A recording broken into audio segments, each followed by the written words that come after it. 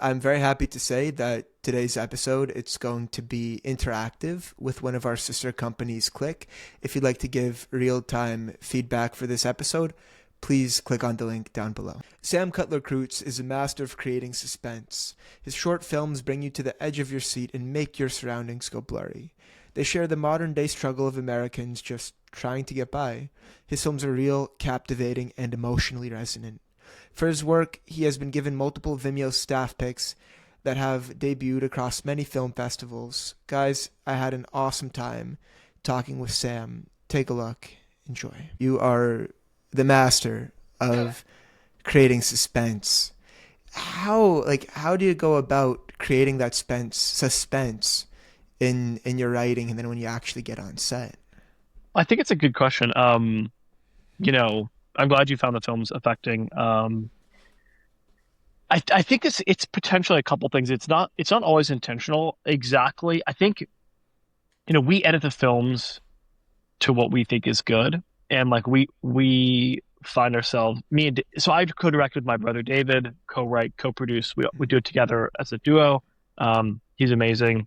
And it's 11 a.m. East Coast time, so he's asleep probably in LA right now. That's why he's not Yeah. here. Um, but yeah, I think it starts off with just at the base level. David and I, in general, are kind of like bored. Like we're like when we get bored of stuff, we want to like move on. And so like if we're bored of the shot, if we're bored of the story beat, we're like, all right, let's go to the next story beat. So I think we have a tendency to pack these shorts in particular and with a lot of story, and we kind of like go through it fast, which is just sort of a weird like it's just sort of who we are by nature. I think we start to let things like just chill. Um, so that's one piece of it. I think a second piece obviously is like, I think we know how valuable people's time is, especially for a short. You're watching it online or you're, whatever, and it's so easy to click away to something else, look at your phone. We try to make pieces that people would want to keep watching. Oh yeah. Um, and so, there's an intentionality there for sure. Um, and then I think, part of the process of it obviously starts in the writing. We can envision the scenes as we're writing them. And I guess our writing process it's very much a conversation. And so if both of us are kind of like feeling the idea or like, I don't know, I'm thinking about it in Flounder, like when, he we realize that his friend is sort of still under there. There's sort of a moment like in the writing of that scene, in the creation of that idea before we were even writing it on paper, just talking about the idea, like what just grabbed us, like, oh shit, that's gonna be a crazy moment for somebody who's like watching this. If it excites us, we think it's gonna excite somebody else, which I guess is the basic takeaway there, which again is not like a crazy concept, you know, um, that if it excites you, it's gonna excite someone else. But I think it's easy to try and when you're write like what you think you should be writing versus what you yourself are feeling. And I think we try hard to like both to follow our feelings and at the same time, once we've written things down or sort of like, carted them out, we try hard to go through it and take it back from a viewer perspective. And I think Flounders maybe does the best job of this of the three films, but trying to like think about like what is the information kind of like drip, if you will, like what is the kind of like teasing out of this info across this time that we have, and how are you kind of staying with it and building as you go.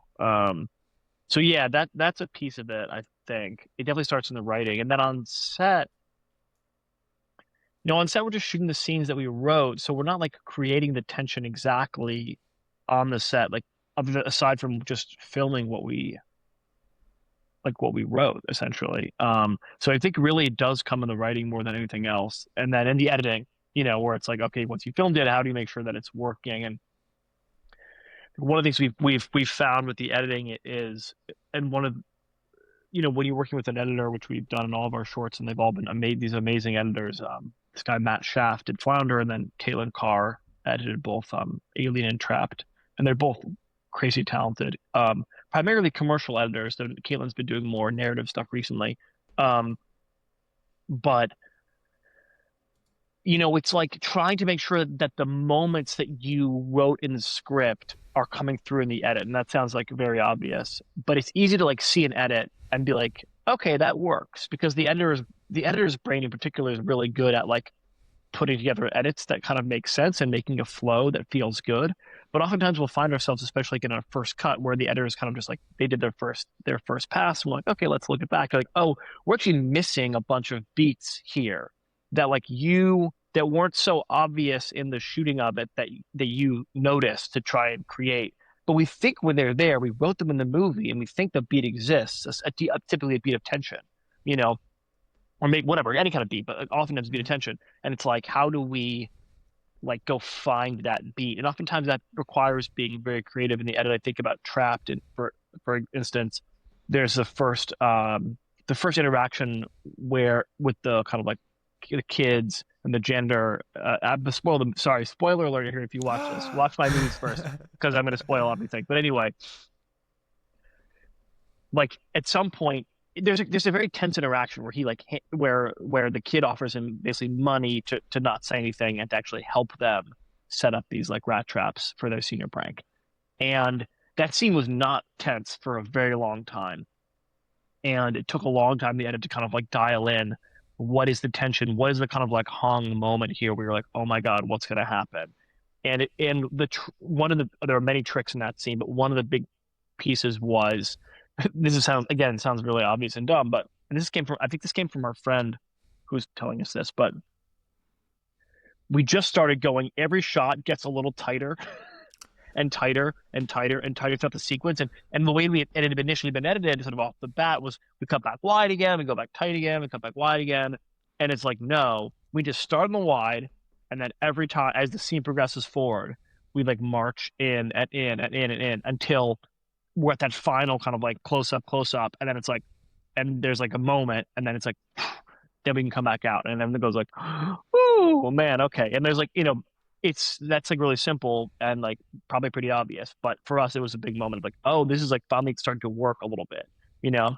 Yeah. That's a piece of it, and then other piece of it was just trying to make sure that like when you're in those like really tense moments of people in the edit, like we spent so much time looking at like what their eyes were doing. And if you watch that scene back, you'll see like them like looking around like very kind of like subtly, and you're kind of tracking the scene, the progression of the scene through the eyes of the characters, who they're looking at, what they're checking with, what they're looking back, what they're looking down. And you can kind of like your brain cues into what's happening, even if you don't see the whole wide shot.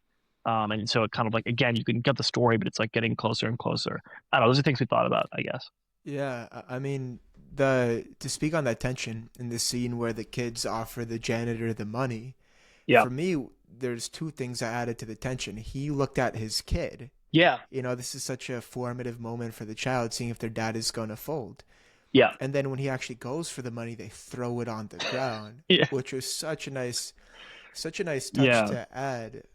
And also one thing, Sam, you're mentioning that really stuck out to me. You're kind of saying like, hey, when I'm writing, if it makes me feel like excited or energetic, Yeah. I go with it, right? Yeah. Versus actually, doing it for someone else. I think that's like the biggest indicator of whether or not like people will feel what you do is like if Yeah. you feel something, you put that in there. And it's like so simple, but then the Yeah. real world kicks in. And then your like mind is all over the place between people pleasing and then actually like doing Yeah. what's you. Yeah. No, I think my it's funny. My only caveat with writing what makes you feel good is we've had an interesting experience with writing like writing some features recently, longer films, and we've taken a we oh, this is a weird thing to say, but I'll just try to explain it. So Sure. it's interesting. We've sometimes with these longer pieces, I do think that you have to reground yourself because it's easy to like, especially in like a 2-year writing process or whatever, to kind of like get bored of your old ideas and then like build new ideas and then get bored of those ideas and then build new ideas. And that those aren't bad. The first ideas weren't necessarily the good ones, but it can potentially allow you to kind of like subtly creep away from kind of like not reality, but like a grounded perspective Yeah. because you're kind of like you've thought about it so much that and you've kept going with your ideas and they get bigger and bigger and suddenly you have this like weird crazy thing that's sort of like a little bit like kind of disjointed versus like yeah, it can be just there's only like a just a one note of caution there. I think is we found as we've like been reading, working back with our longer films, like okay, like we have to make sure we're like staying back grounded again each time as we do this loop, even though we want to keep building on the ideas that are our own because it can, I think, potentially put you in like a really crazy place without even real kind of realizing it sometimes. Yeah, I honestly I appreciate that perspective, and I never thought of it that way. And as I'm relating it to my own life and my own projects, it's like you can get bored of stuff fast, and it's so easy to build off of stuff and then forget where you were originally at. Yeah. Can you talk to me a little bit about I don't know, about the mindset of, at least for these longer feature films, of staying grounded to that one vision and one idea, given Yeah. that you're such a creative person? I mean, we're still learning this, obviously. So I don't have all the answers, and it's something Yeah. we definitely have had to contend with, as we've had a tendency with our shorts to kind of write them in a vacuum and not really show anybody else, and then like come out and be like, okay, here they are. And then writing a feature has been a little bit different. In retrospect, with some of the features we've been enriching, we're working on this. Maybe we're trying to add to our process, is trying to get feedback a little bit earlier in the process to try and just get it's hard to know. Trying to get like a beat on like what exactly like where we're kind of at, what people are feeling about it, where they're confused, what they're thinking about. I think it's an interesting thing because I think with a short, you can kind of just go whatever direction you want, and a feature, there's a little bit more of like having someone else's, I don't know, having someone else to like bounce the thing off of sometimes can be helpful. But I think from a mindset, I mean, one thing I think David and I have gone back to a lot in shorts and in the feature as well, in the features as well, is like everything starts with an idea, a nugget of, a nugget of any something, And I think sometimes it's easy when you're like struggling with the project. Me and David says to each other a lot, like uh where it's like you're like, I don't know where to go, I don't know what's going on. I'm struggling to figure out what comes next. And I think that one of the things that we try and do is we try and go back to that nugget where it's like this is definitely somebody else told me this, so I'm quoting some other person that's smarter than me, but you know, yeah, going back to the idea that got you here. Like what when you first wrote this idea down in your notebook or in your on your Google Drive or whatever, Google Docs, oh, it's about, a man who decides to become a space or an astronaut. And you're like, huh, that's a pretty funky idea. What about that? Or whatever. That's not that good of an idea. But whatever. But you're like, but it's like when you're a million miles away and then you're like, fuck, why do I make this movie? Like, what's going on? You're like, okay, but the kernel of this thing was about a guy who wants to become an astronaut. That's the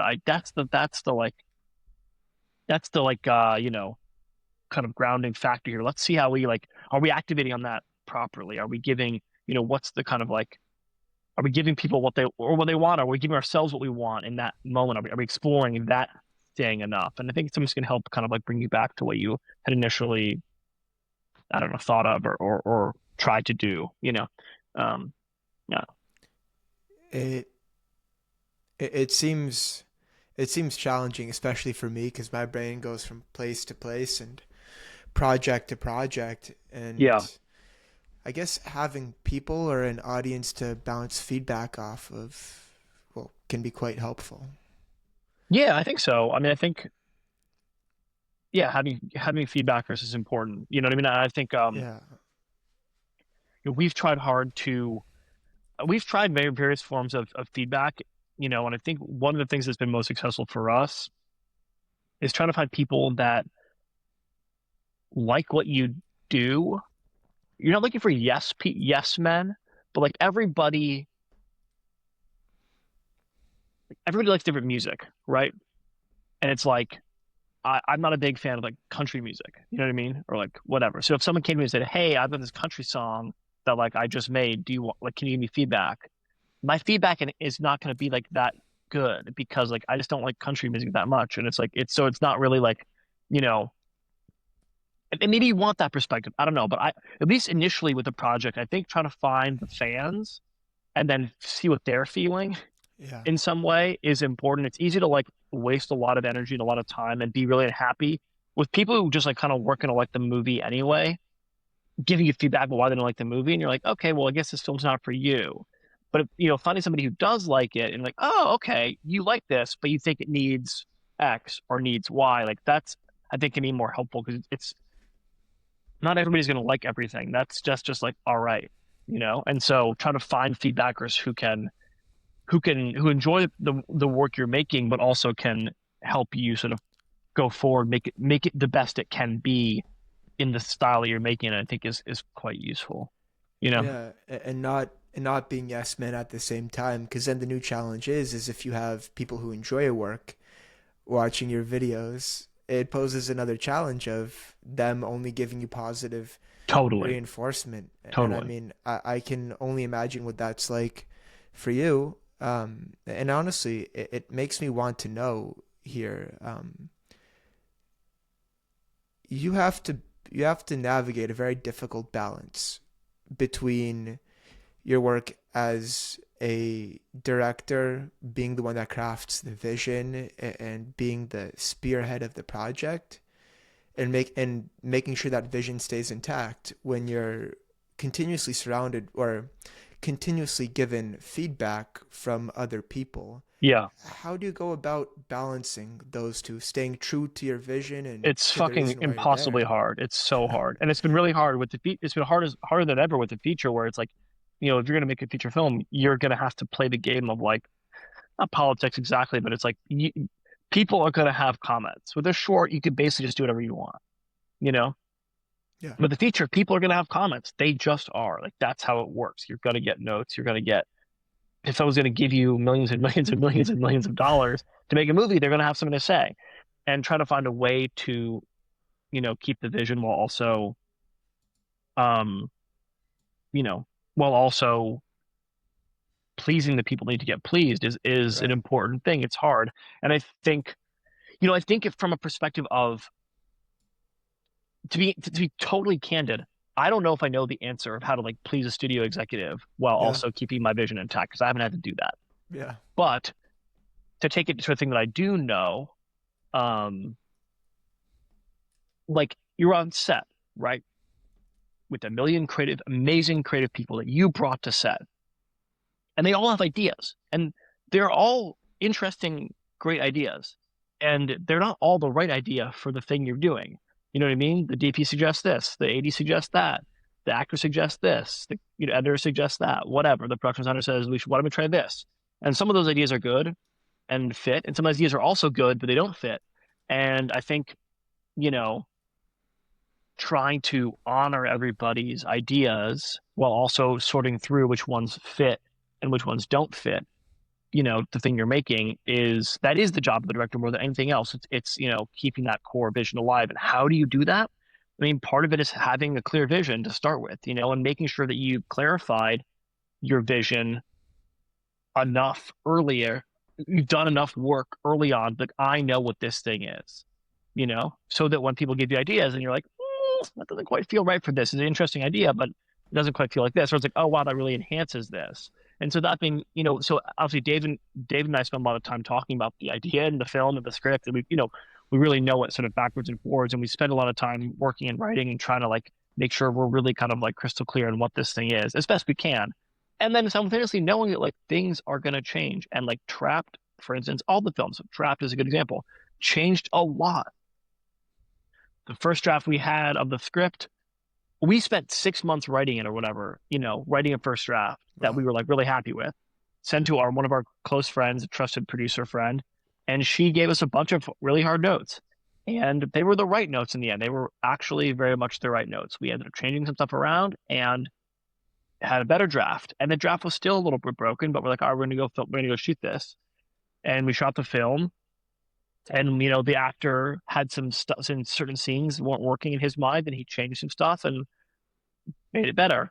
And then we went to the edit, and the editors they thought we should change some stuff, and we cut things out and cut a lot of dialogue in certain scenes that didn't need to be there, and cut the whole opening out that we'd written. We put a different scene as the opening, and changed for the better. And the film really iterated many times across the board with every all these smart people that we have involved.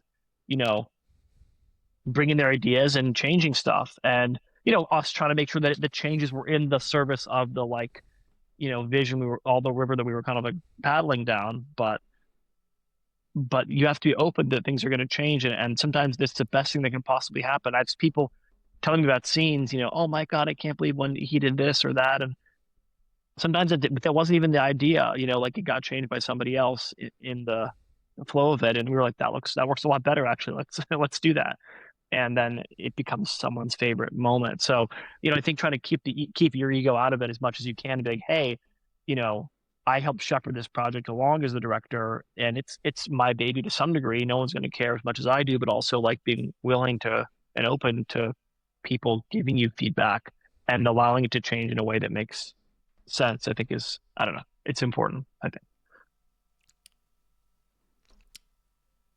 Yeah. Um, there's one thing I wanted to touch upon. So,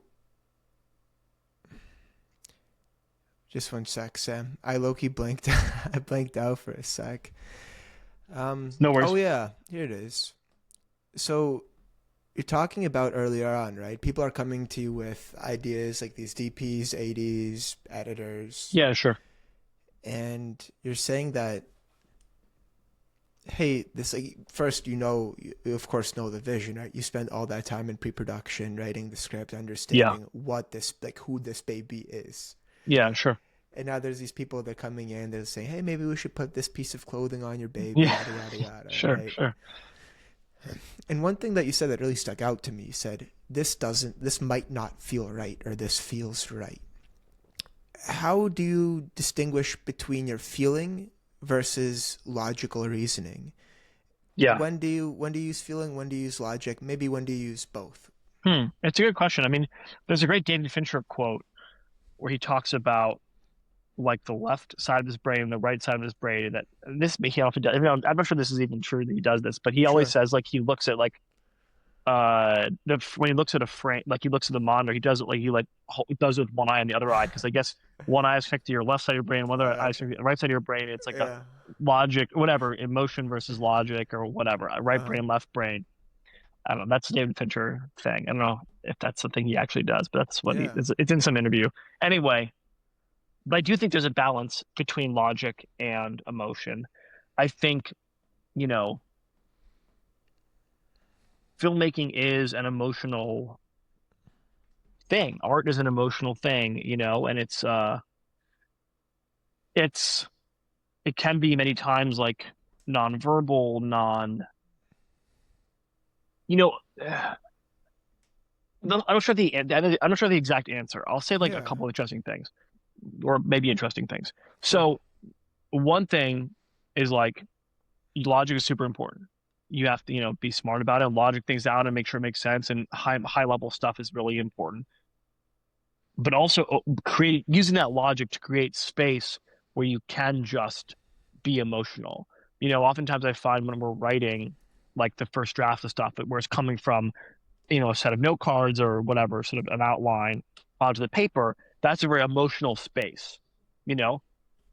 And the only reason that the writing kind of like goes at all is sort of like because you're like opening up the tap of your like emotion and saying like, hey, I'm just gonna start typing, and you know if for me, I'm hearing the voice, the people talking in my head as I'm writing it down. Like I'm just listening to the people, they're like speaking, and I write down what they say. Not like in a weird like, oh, I'm channeling the divine, or like having Sure. visions of fucking. And I'm not that I'm such a genius writer. I'm not.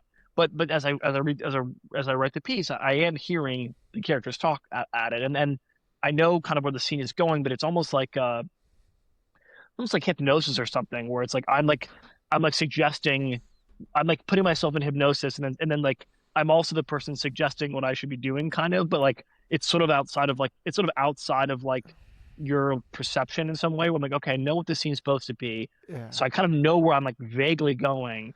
But how am I exactly getting there? I'm not really sure. And that kind of like gap of like how we're gonna get from here to here, that's where the emotion and the kind of like the I don't know, where your kind of own, I use the word talent because talent's, it's not like, oh, I'm Mm. so talented, but like that's what it's sort of like, if you say like, this person has a really beautiful voice, right?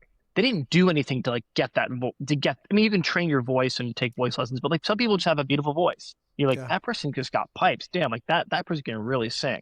And that it's that moment, between you can logic out the start of the scene, you can logic out the end of the scene, but the kind of gap in the middle, that's where your voice comes in, so to speak, your singing voice, and you just have to sing. And just sort of let the voice guide you. Then you can go back and look at it, like, did that make sense? Yeah, that's a little fucked up. We'll go back and edit that doesn't make sense. It makes sense. But leaving space for yourself to like just let your voice, if you're singing, just sing, as if no one's listening, and let your voice kind of like come out, I think is an important piece of writing. And I think it's really easy for that. Like, it's really, kids obviously have no logic and all emotion, right? You can watch a kid sit on the floor with, a coloring book or Legos or, whatever, and like just build a little universe in their own brain, and they're talking out loud.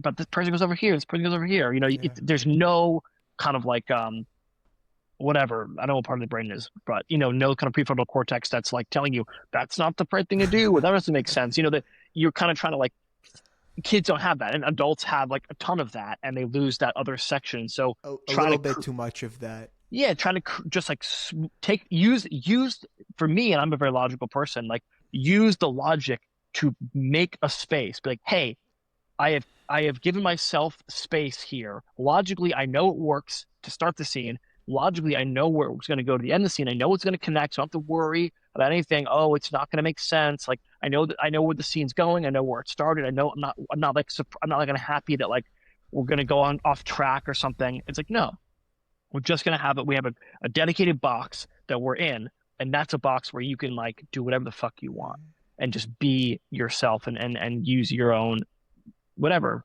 creativity, talent, voice, whatever to call it, to fill that up. And then it's like, okay, you can look at it. And so we just do that for every scene, where it's like we kind of build up the structure of the scenes and like what they're kind of going to be, and then we like fill it with our creativity. So you fill each ice cube, tray, or ice cube holder in the tray of like our own stuff. But the tray is kind of built already, you know. Yeah. But the building of the tray also has sections. Like each one, it's fucking turtles all the way down. Like the Yeah. tray at some point starts off as a big mush of ideas too, and that's the space. And Dave and I will just take like multi-hour long walks and like just bullshit and talk about stuff and like follow little rabbit holes and trails and try not to put a structure on it and just basically come up with just creating just ideas and like sort of packing things together into this like onto a Google Doc or whatever you use, some kind of like gathering space for your ideas. And slowly you're kind of like, okay, there's a pretty good amount of material here. I wonder if we can start to sort this out into like a structure that like makes sense. And you kind of, okay, so it's trying to engage your rational brain, like disengage your rational brain and go to your emotional brain and use it sort of like bounce back and forth. So like with what part of the process you're in, I guess. Okay. First of all, Sorry, that's long no, no, no, no.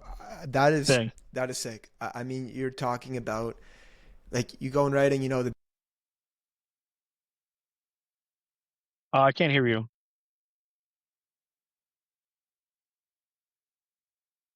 No worries. Okay, we good? Yeah, Yeah, I clicked from the on the top of button. that. Sorry. Okay.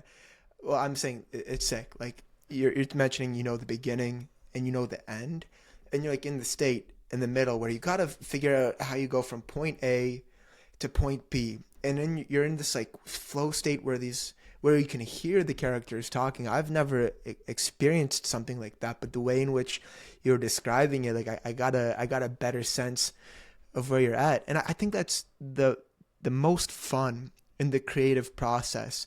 Like you have this giant clump and you're working your way through, and somehow, but every time it finds its way to the very end, and just learning how to like play with it like a kid, not letting, like, having that prefrontal cortex develop to the point where you can logically say, hey, I'm actually going to allow myself to be more emotional here and work my way like through this, because there's a reason for it. I think that's what makes art, the whole emotional aspect, because in a sense, like, what we feel is often, I think it's one of the truest things we have. Like maybe it might be Yeah. for like we might be feeling the wrong thing for something, but the way we feel, like that is, at least to me, it's like an objective truth. Like I might be angry over Yeah. something stupid, but I'm still angry Yeah. nonetheless. And learning how to channel those feelings, because there's a very intuitive side of our body that brings these things up for a reason, and learning how to channel them and not overreacting to them, or learning when we need to overreact to them, can Yeah. really make for some cool work. Yeah, for sure. I think there's two quotes that apply here. One is a Stevie Bridgers interview I heard a while back, talking about like she's like talking about making songs, and she's like, I want everyone's like I know the idea is going to be good when they say, okay, this is a terrible idea, but, and then they say something, because it's that prefix where it's like my intellectual side of my brain is telling me this is the dumbest, stupid thing you've ever said in your life. It's ridiculous, because it kind of knows that it hasn't necessarily been thought out yet, or like it's just sort of like a little burst of like inspiration, for lack of a Yeah. better word, you know, or whatever you want to call it that. You know, she's like, that's where the good ideas happen. I want everybody's like joke idea where it's like, what if I did this stupid thing? And you're like, yeah, that's what we're gonna do. That's the cool thing. And I think there's also a quote by, I guess, Tyler the Creator, talking about, he's like, I try to write like a kid and like edit like a professional. Um, and I think it's interesting too, like this idea of like, how do you get back to a space where I think it's easy as humans, inherently we're scared of the future, we're scared of the unknown. As an adult, you're scared, you know, you're just, your world is very rational, it's not very emotional. And it's yeah, hard to let your, you know, learning to be an adult in some ways is learning to control your emotions, control your irrational thoughts, you know. And part of making art is finding a way to, and I think there's like a weird stereotype of like artists, like they're so wacky, they're so crazy, you know, whatever. And oftentimes those people, you know, are just more open to letting their emotions or their whatever, they're kind of like those unsaid thoughts come to the forefront in a way that many of us have kind of like shut down our shut down that part of our brain. And so I think part of being an artist who's also, you know, who's also rational and can kind of like have their shit together is using that rationality to create space for the like part of your brain to let yourself, you know, be less rational, you know, and Yeah. be more emotional. Like that's, and you can couch it to yourself because it's like, okay, well, you know, it's easy to sort of like shoot yourself down, or say things are bad. Right? You know, people talk about writer's block or whatever. It's like, I don't know what to write. I don't know. Like, and that's just your brain telling you, I don't think, you know, you write the first word, it's like, oh God, it could be the wrong word. It's the wrong thing. I don't know where it's Yeah. going to go. What's going to happen? What's the next word? And it's like, no, you got to like get rid of that. Be like, hey, I'm going to write, you know, and if you can kind of, you can build structure to stabilize yourself there. So you can allow yourself to go, you know, skydiving with the parachute and not just feel like you're totally parachuteless floating through the air, you know? Yeah. It also makes me interested. I mean, the hardest part for me whenever I create something is starting, like either starting the pre-production, picking up the camera, or just starting to edit. Yeah. That part is the most daunting, because it's like the first step is often the most difficult one. Yeah. You know, over your years, what's your approach to starting something? Is it, do you Yeah. still have the same like daunting feeling that I have to do Every all time. this? Yeah. Every time. Um, yeah. I mean, I'll say a couple of interesting things here. Maybe they're interesting. You know, one thing is, I do think like chasing inspiration is what gets you started. You know, you have an idea and you're like, that's a fucking crazy idea. And like that, there's a little bit of like, there's a little burst of energy in that, a little like, there's energy there. It's inherent, you know. And so using that energy, I remember reading it's Stephen King's On Writing, great book. He talks about, and this is something me and David have struggled to do, but he's talked about like when you have inspiration for something, he's like the book, this is Stephen King saying, like the books I write, they either get written in about 3 months, 4 months, or they don't ever get written. Because he's like, I'm about 3 or 4 months of like kind of like patience with the energy from the inspiration. I'm like, I'm writing, it's coming, I'm feeling it. I'm like, it's like, we're in the flow, we're doing it. And you can spend too much time, I think, ideating and kind of like teasing, and at some point you have to just sort of get out there and do it, and that you can harness that initial energy off the first idea, where like uh there's still energy to be had versus you beat this idea with the bat so much they're like, oh my fucking god, I do not want to work on this ever again. Like Because I'm then so you sick find of it. all the holes in the idea and all the Exactly. When it's still flaws, and then feeling you just like, fresh and exciting and kind of like has some like va va yeah, boom, you know what I mean? Like that's when you want to be like working on it and working on it hard because it yeah, is fleeting a little bit and those ideas want to go. They want to lose energy over time and they inherently kind of like lose their momentum that they had at the start. But also I think like there's definitely like barriers of entry. Like this guy, the guy who was the lead singer of Glass Animals. You ever what? Do you know that oh yeah, man? yeah, yeah. Dave. Whatever his last name is. Anyway, um, I'll be Jamie. I'll pull it up. he has a great quote talking about. Sorry, I'm quoting a lot of people anyway. Just things I think about when I'm doing creative stuff. Yeah, Um, he talks about how he really tries to like Dave Bailey. Dave Bailey. Thank you. Yeah. He tries to like he hates the sound of his own voice. And so he tries really, and I think this is the same as true for like Tom York and stuff. Like Uh-huh. you listen to their albums, like they try really hard to like obfuscate. Or maybe it's not David. This may not be. I think this is actually this may be Damon from Gorillaz, which is Okay. why he uses the weird like vocoder or the weird like whatever the Gorillaz voice. He doesn't like the sound of his own voice, and he's trying really hard to like um he's trying to trick himself into Hmm. if you're a singer, it's the exact same thing, right? You're if you don't like your own voice or whatever, you're not Adele, and it's like you start singing, you're like your brain immediately, your rational brain, the brain that has that holds your like taste and like, oh, that's a good movie, that's a bad movie, that's a good song, that's a bad song. This is a good voice, this is a bad voice, right? You start to sing in your voice, and you're immediately like, oh my fucking god, I hate this voice, I hate myself, I hate this art. Like you immediately like the whole thing collapses, right? And so Yeah. like they're trying really hard. Dave Bailey, I think, and also Damon Albarn, are trying really hard to like to just trick themselves into not stopping, basically. Where it's like Hmm. if my voice sounds like nothing like my voice, then I just kind of like it becomes another instrument, and I can keep creating with it, basically. Right. They keep And so separating yourself from finding your ways to voice. trick yourself into continuing to go forward is a thing that I do all the time, and I'll tell you all the ways I do it. Okay. I don't sing, but you know, one thing that I definitely do is like, and this is, I think, my high school art teacher, film teacher, shout out to Jerry Herniak.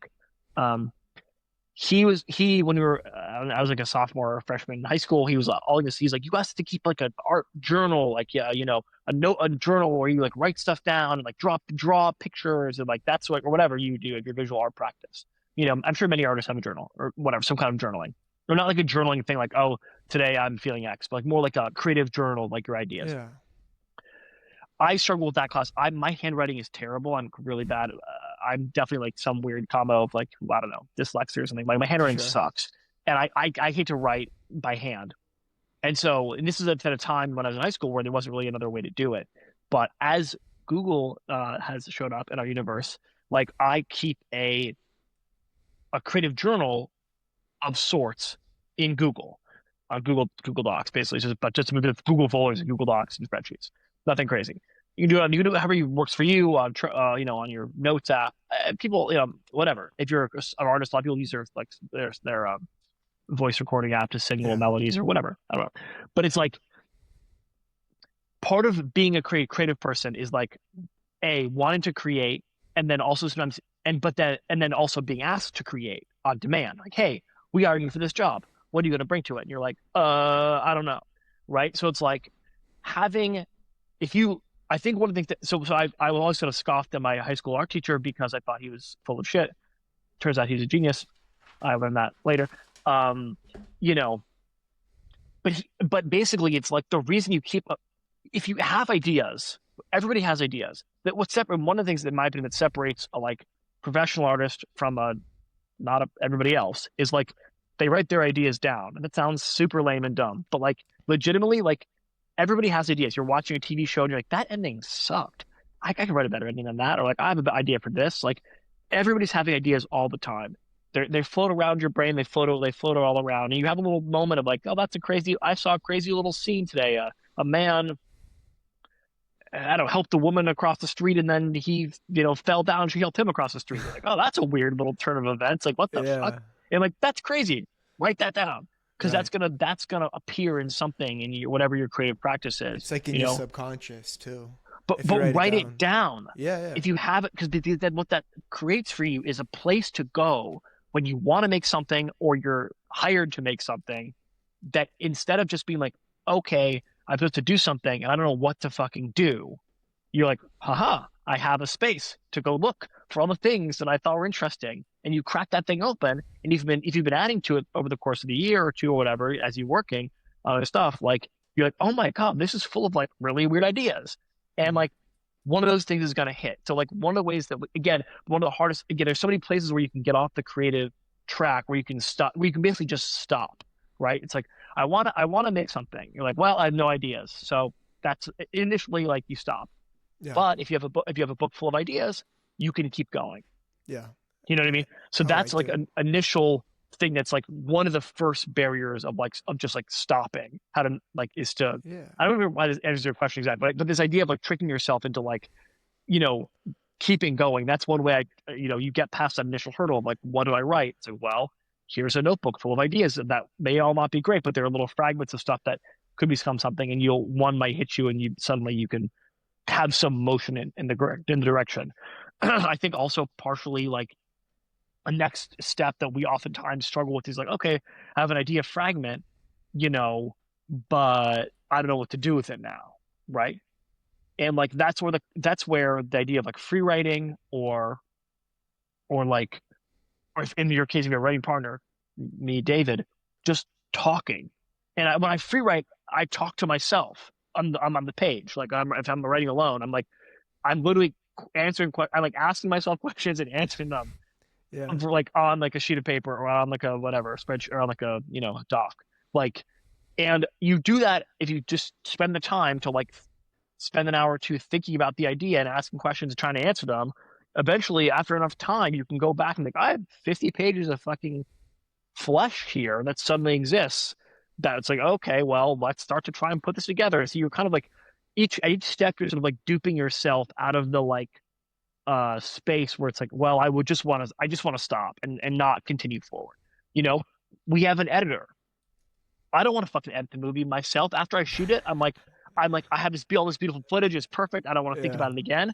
And so I would never edit it myself because I don't want to crush the potential that might be there for the reality of what's actually there. So if you pass it on to an editor, they edit it they send you a first cut and you're like, God damn it. Like you watch and it's terrible because all first cuts are terrible. But it's like, but somebody did a first cut. And it's like, okay, Yeah. I tricked myself through the next barrier where it's like, well, someone made the thing, so here we are. And like, or like with shooting with when you want to go when your script is written or something and you want to make it, it's so hard to do that. So like oftentimes Dave and I will just set dates in the calendar and start telling people the dates, like, hey, we're shooting June 5th 15th. That's what's happening. And suddenly you have 30 people who all think you're all showing up at this place in June 15th, and you're like, oh fuck, I guess I gotta make the movie. Like there's Right. no turning back. Another place where I'm just like, you'd want to shut down and push the thing off inevitably and forever. It's kind of get cold feet. Like all these places that you try, like I find ways to like keep us leap Yeah. across the gap, whatever it is, to keep going because it's so easy to just quit, Yeah. because it's Turn the really other hard. way. Yeah, be like, whatever. I guess this is cooked for, and it's cooked in the ideation. It's cooked in the writing. It's cooked in production. It's cooked after we shot it. It's cooked in the edit. It's cooked in the like whatever. It's cooked in so many places. Like that's just how it's going to be. Yeah. Anyway, sorry, that's a long answer. I'm not sure the answer to your question anymore, but No. Actually, Sam, you answered my question okay, good. 10 times over in 10 unique ways. I'm serious. No.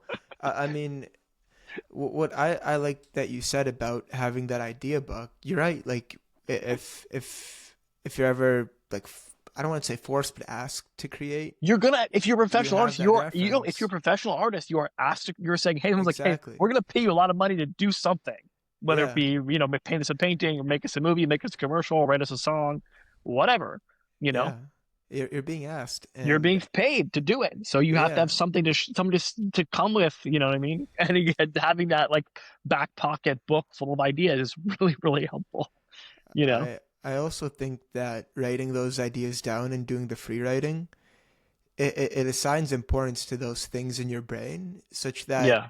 they have a way of resurfacing Yeah. down the road. I don't know if it's been the same with you, but you know, well, actually, this brings up another question I have, which I'd love to get your opinion on Yeah, of course. or perspective.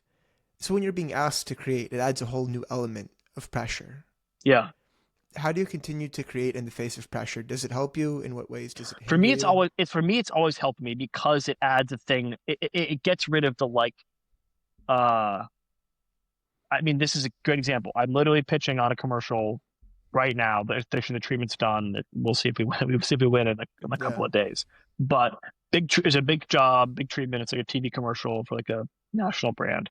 sure. And at some point, I got the script from I do commercials as well as got the script from the client, and like at some point, like I was like, I'm not sure exactly what I'm going to do. I got to figure it out. And like, I'm like, okay, I know this thing is due. It's got a date. It's due in like a week or whatever. And like the guy who's helping us with the treatment, like design the treatment or whatever, like these people need, like he needs like what we're going to do to get started. Like he needs something. Like he's sitting there being like, hey man, so where's the script that you're writing? And I'm like, Yeah, fuck. And like, so I think partially, but it also gave me space, or not space, but it gave me like a little juice, a little jolt to be like, dude, just sit down and write it. And like, lock in. yeah, lock the fuck in, basically. Yeah, You know what I mean? And I, it's so funny. Like I'm sitting,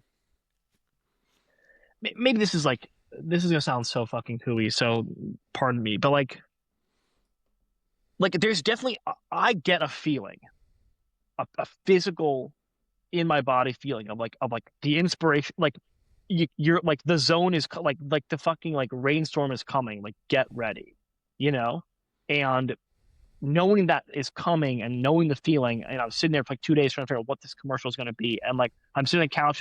It's like 1 in the morning. I had dinner with my girlfriend, and she's like looking at, we're like watching them on her computer, and I'm like sitting there on my couch, and all of a sudden like, oh my god, I think I know what this is going to be.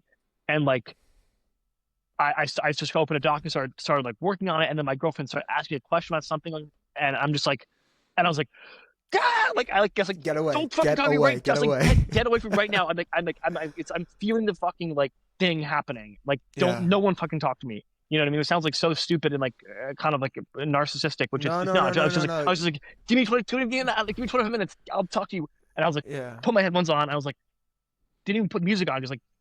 Just cut out the like universe. everything. And I just started fucking typing. And all of a sudden, and I'm like, an hour later, I was like, and there it is. And like Yeah, then you can go back and look at it. Like I sent it to David, and he like had lots of thoughts and we adjusted stuff. But it was like that initial moment of like the fucking thing is here. Like you're gonna have to run the bulls right now. The bulls are fucking coming. You just gotta start running. And like yeah, trying to find a way to just like whatever you are, whatever you're doing, to throw away all the stuff. Like yeah. we're running the bulls. It's happening right now.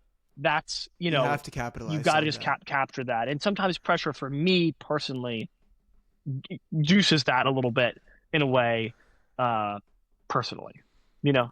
Yeah, I mean, also, if your girlfriend, if she's dating a No, she filmmaker, she's understands. probably No, understanding I too. wasn't rude to her, but just Oh yeah, I was like, I can't talk to you right now. I Like, give me a Sam, second, I'm the same way. I mean, it's like you owe it to yourself, you owe it to your craft, especially like you're spending 2 days ruminating over this, trying to figure out the Yeah, right pitch, the right what the vision. path is. Yeah, Yeah, exactly. and then you have that moment where it all clicks in your brain, and Yeah, if you don't do, who you got knows to what'll fucking go happen? right there. Yeah, so I Who think knows?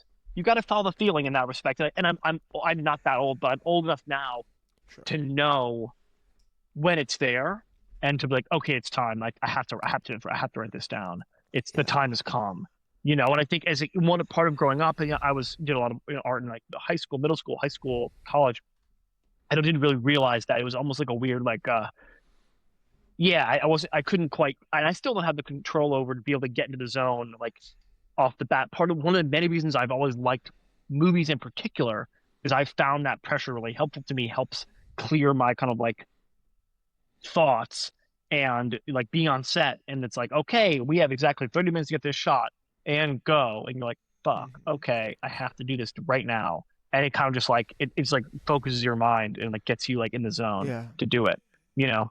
And I mean, Uh, after that too, it's like, I mean, what I'm guilty of is I need to do like to have a million takes, but it's like whatever you get done in those 30 minutes, you get done, and I have peace of mind after that. yeah. every Yeah. time after. But it allows you to just cook like, hey, we're Yeah, here. Like it's 90 minutes, it's 90 minutes of soccer. That's it. We're time to just lock playing in. we're playing the game. Yeah, Like the ball's coming at you. You gotta fucking play. There's no like, oh God, you have to just like go yeah. do it. You Like, know? oh, what shoes do I have on? But Okay, let's you're kick the like, no, you ball. gotta run. Just take the Yeah, ball and go. Like that's where we're at, you know, and that like level of I've always enjoyed that level of kind of like, hey, it's happening. We're doing it. You know, and it's helped focus me, I think, as someone who in general like has a tendency to overthink things and have hmm, sort of too much thoughts floating around my brain. Like somehow it like takes off that top 10% and just like yeah. makes me dive in, you know. I mean, Uh, what's super cool, Sam, is that you do this. You're able to do this for a living, and that you're able to like think about this stuff and give these projects the time that they deserve I'm try. to be given. You know, it's something that I think is, I don't know, I think it's just one of the most beautiful things of people in your space. So I just wanted to like Trying. tip my hat off to Thanks. you It's there. hard. It's not, the middle management at IBM would be easier for sure. But It would.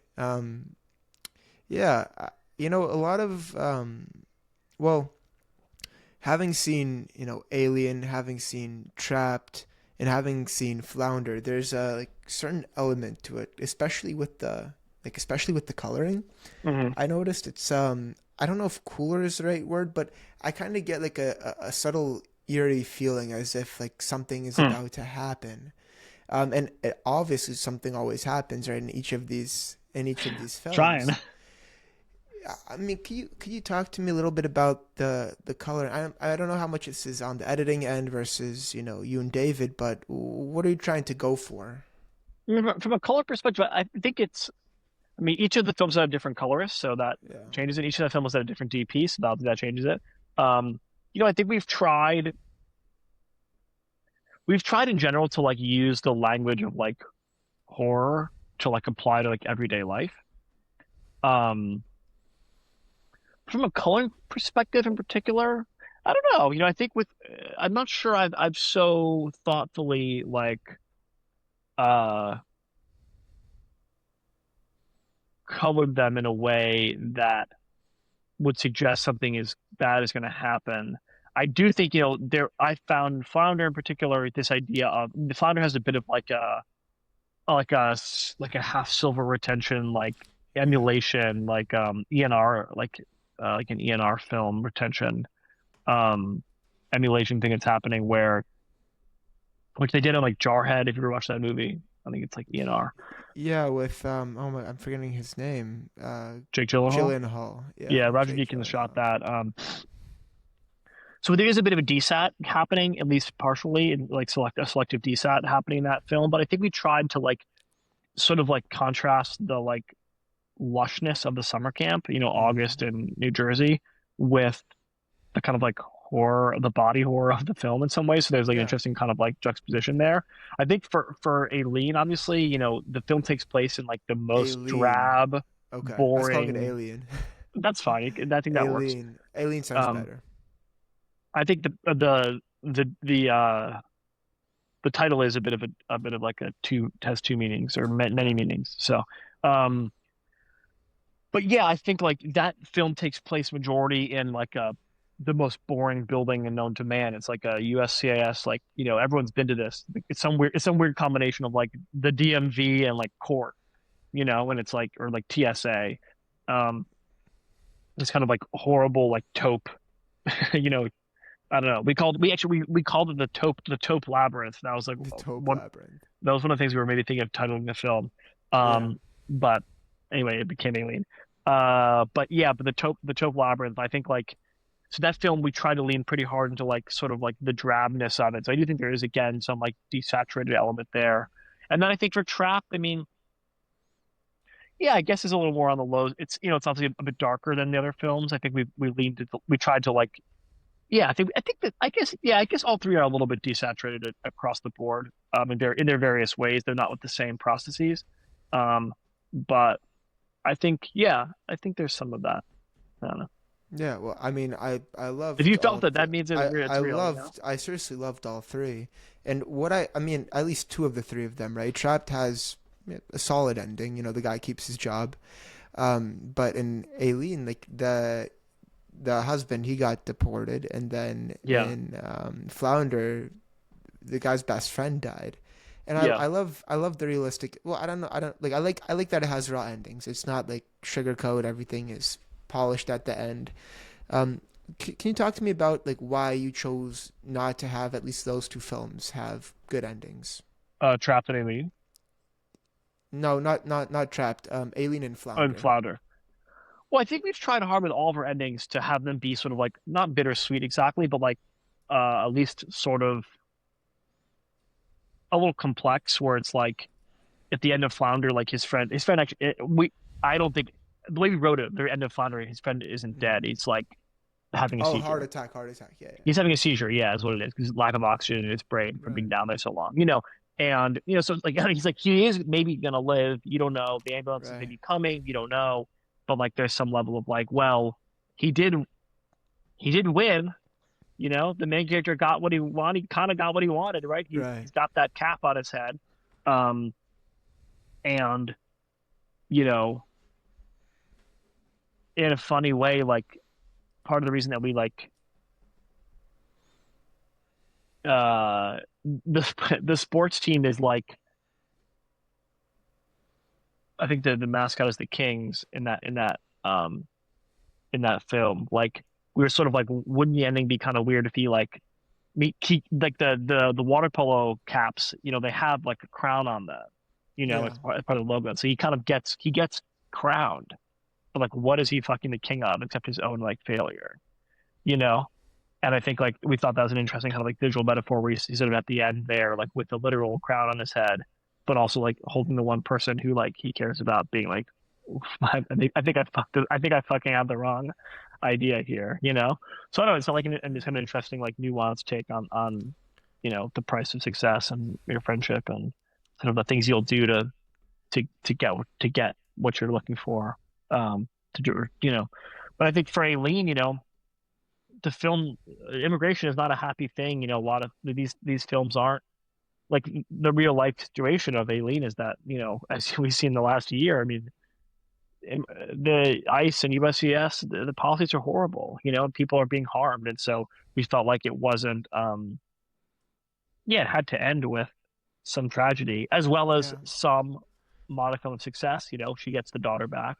The daughter gets her hair braided, which is what she wanted the whole time. yeah, And yet that's in the face of her husband, potentially being deported or, kind of going into the immigration, uh, maw, you know. yeah. I mean, Yeah, I guess you do make a good point, right? It's not necessarily a bad ending. It's just more open ended. Because in Flounder, I was thinking that the guy died, and then Aileen, like you don't know if the guy's fully deported. Like there's still chance and there's still hope. You're not closing yeah, that gap but it's immediately. also bad, yeah, in some ways. Exactly. Yeah, And Aileen, I think your ending really served to, I think, further your message of what's going on with ICE right yeah, now. Because you're not, like, if the guy was freed, you kind of forget about ICE versus yeah, him being detained. But he also like showed yeah, the the human aspect of ICE and didn't fully condemn them by showing that they released the daughter back to the mother. So there's like yeah. a balance of both, and made me very interested in you as a person, Sam. Like what stories or messages are you most passionate about sharing? I'm not sure there's a one size fits all message that I'm interested in talking about. I think, part of being an artist is being able to talk about the things that interest you and to like find a way to to me, for me and David, art is therapy in some ways. We get Mm, to kind of like talk about our own lives and work out our own issues through the art that we're making. That's a big piece of it. We get to explore and question and wonder and ponder and rage at the machine or in a yeah, system and whatever. We get to kind of like do all those things together, which is kind of fun.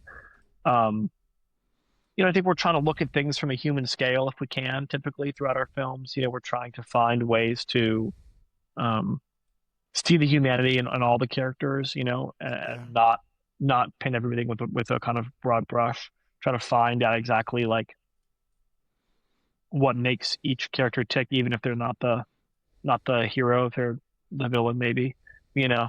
Um,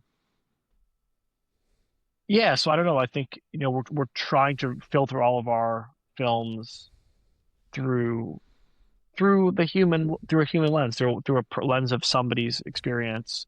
I think it's easy to kind of like talk about saving the world or whatever, you know, but oftentimes I think that those endings or those films kind of land hollow a bit because the world is just unknowable and so many people. I think you're trying to like deal with somebody and their experience, and how do you reflect this larger thing through the experience of one person, and their thing. And some film professor I had talked about this at one point, talking about the reflecting the macro through the micro. I think David and me are trying to find micro stories in some ways that are hyper specific and interesting that simultaneously reflect a larger culture back out. But what that culture is, I mean, depends on the day, I think, and it depends on what we're interested in talking about and where our brains are at. I think Aileen talks a lot about immigration. Trapped is talking about inequality. Flounder talks about toxic masculinity in some ways, and Mm-hmm. what our next thing will be, I'm not sure, to be honest. And that's not like a cop out. I don't know. I don't know where our brains will take us next. Exactly. I think that's part of the fun of it is, yeah, I think for everybody else, they look at our work and they see the kind of like wake behind the boat. It has a shape and a length. And for us, Dave and I are sitting on the front of the boat. We're staring out into clear open ocean. We don't know where we're going to go. For us, it's all blue. So I think uh, that's the joy of being the artist. Is we can drive anywhere. Yeah, and I hope that you and Dave can continue to reflect the macro through the micro. Yeah, trying. Yeah. Yeah. Um. Anyway, Sam. Let's wrap up this episode. I don't know if there's anything else that you wanted to share with the audience. Any like last words, Hmm. pieces of advice, perspectives. Are people who watch us mostly filmmakers? Yeah, a lot of freelance Are they all filmmakers. Yeah, filmmakers? that's our main audience. Yeah, I mean, I don't know if I have anything sagely to say particularly. Which is that I'm figuring it out as much as anybody else is. You know what I mean? And I struggle with all the same questions everybody else struggles with, and I have my answers and I have my little tricks and try to ways to try and get myself to do it right. And it fails as much as it succeeds. You know what I mean? And that's part of the process, I think. But I don't know. I think it's easy. I think the hardest thing, especially in our current era, and I can't tell if this is a feature or a bug of our current of our current kind of like universe, but like it makes you want to stop, It's just like Yeah, Jesus Christ, man, this universe is like too much right now. The news is fucking crazy, like, AI is gonna take over the world, whatever. There's a million reasons that like I don't know. Yeah, that basically like you shouldn't do what you're doing. And I don't know, I guess I feel bullish on the future. And I think like it's only up to us how we want it to be. And I think, stopping is the way that the forces that are allied against us or that feel like allied against us win. You know, if people keep creating stuff, making movies, whatever, making art, like that's how we get to keep going and do more of it. I don't think anybody, any human is that interested in watching AI art. You know, people are interested in watching other people art. The only way we're going to have to be forced to watch AI art is if people stop making real art. You know, so if people keep creating, that's one of the few things we have in our our back pocket. Against the onslaught of capitalism and sort of like corporate interests and whatever. So I think I do think that it's scary. It's scary times out there for filmmakers, but I think the best is yet to come, and I don't know. I feel hopeful, even though it can feel dark at times. But I think people keeping at it, and because it is really hard. It's a hard industry. It's a hard profession. I've been rejected more times than I've been accepted. in all the versions of this, and every pitch or film festival or you know, whatever, you know what I mean? Like so many things. And I think, just trying to keep your head on your shoulders and push forward, I think it's the only thing that can be done. And I think, I don't know, that my advice is to keep going, if anything. I love that, Sam. Yeah, I agree with you. As long as people keep creating, we're going to keep moving forward. Yeah, exactly. And you being bullish makes me all the more bullish. Well, fair enough. Come on, horns up. Exactly.